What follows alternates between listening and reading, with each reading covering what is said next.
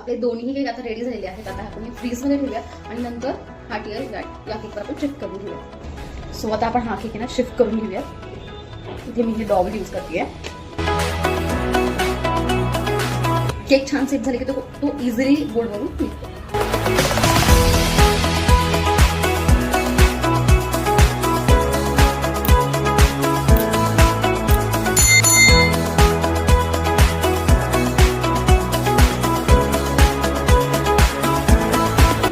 Wow, ती सुंदर आणि एलिगंट दिसतोय हा केक. मला तर खूप आवडला. तर थोडंसं आपण स्प्रिंकलर ह्याच्यावर स्प्रेड करूया.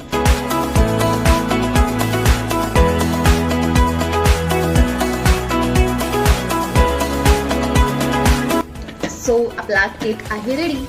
ती सुंदर आणि सिंपल असा छान झालाय.